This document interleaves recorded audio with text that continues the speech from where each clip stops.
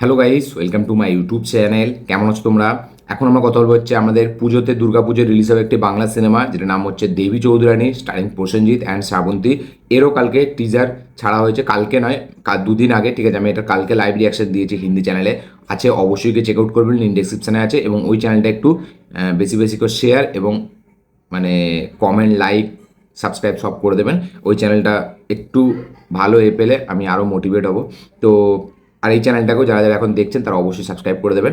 তো এখন আমরা দেবী চৌধুরানীর টিজারটা রিভিউ করবো, যে কেমন লাগলো এই টিজারটা।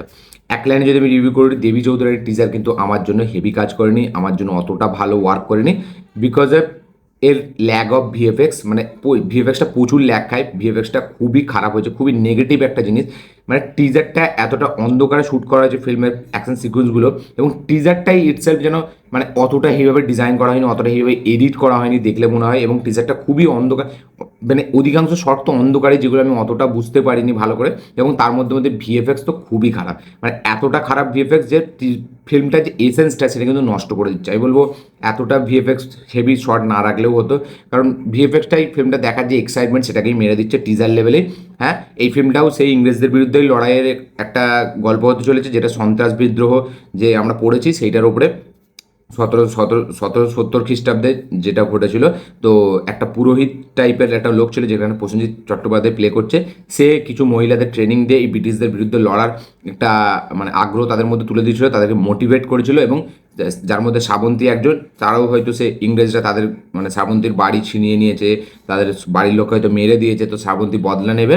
তো সেই বদলাটা নেবে, তার জন্য যে ট্রেনিং, যে মেন্টারশিপ লাগে, সেটা হচ্ছে দেবে প্রসেনজিৎ। এবার এরা সবাই মিলে ইংরেজদের বিরুদ্ধে লড়বে, এই যে সন্ত্রাস বিদ্রোহ, সেটাই আমরা দেখতে পাবো এই সিনেমার মধ্যে। বাট এই সিনেমার যে অ্যাকশন সিকোয়েন্স সেইগুলো অতটা ভালো লাগেনি, বাট পারফরমেন্স ওয়াইজ শ্রাবন্তী এবং প্রসেনজিতের দুজনের কিন্তু ব্যাপক লাগে। মানে প্রসেনজিতের যে মাসি সিনগুলো, যে এলিভেশন সিনসগুলো, সেখানে প্রসেনজিৎ ডায়লগ, সেখানে তার পারফরমেন্স কিন্তু বেশ ভালো লাগছে।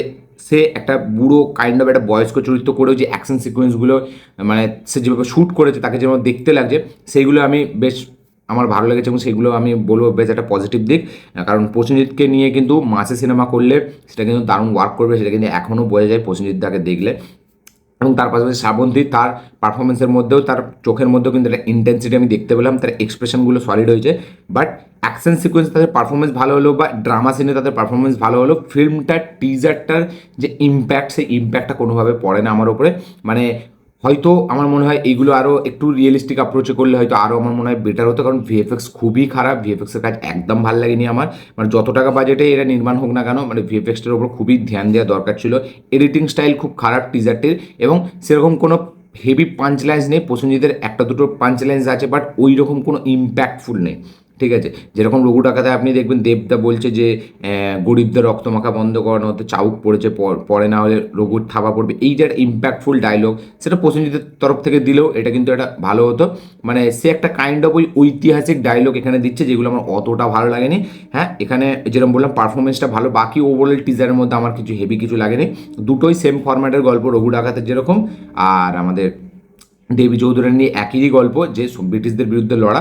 একজনের অনেকটা আগের গল্প দেখাচ্ছে, একজনের বেশি অতটাও আগের নয়। রঘু ডাকাতটা আমার মনে হয় যে ওই মানে কী বলবো, 70s পরে হয়তো গল্প দেখাচ্ছে, যেটা আজাদির হয়তো কিছুদিন আগেকার ঘটনা। এবং সন্ত্রাস বিদ্রোহ যেটা দেখাচ্ছে 1770 খ্রিস্টাব্দে, ওটা অনেকটা হয়তো আগের গল্প।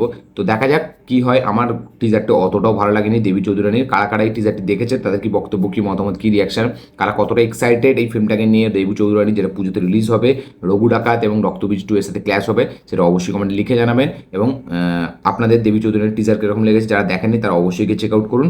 এবং কি বক্তব্য আপনাদের এই টিজার নিয়ে অবশ্যই কমেন্টে লিখে জানাবেন। আপনাদের কি মনে হয় পুজোতে কোন সিনেমাটি জিতবে, রক্তবীজ 2 দেবের রঘু ডাকাত, নাকি প্রসেনজিৎ সাবন্তের এই দেবী চৌধুরানী, সেটা অবশ্যই কমেন্টে লিখে জানাবেন। কারা কারা দেবী চৌধুরানী দেখবে প্রথমে, অবশ্যই কমেন্টে লিখে জানাবেন। তো আমার সব দিক থেকে টিজারটি বলছি আমার অতটা হেভি জমেনি, অতটা হেভি আমার ওপর ইম্প্যাক্ট ফেলতে পারেনি, এবং এক্সাইটমেন্টটাও ক্রিয়েট করতে পারেনি।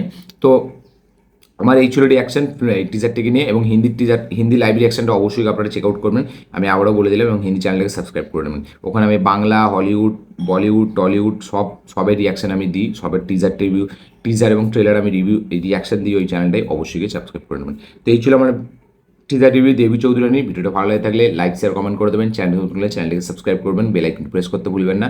দেখা হচ্ছে পরের ভিডিওতে, ততক্ষণের জন্য বাই।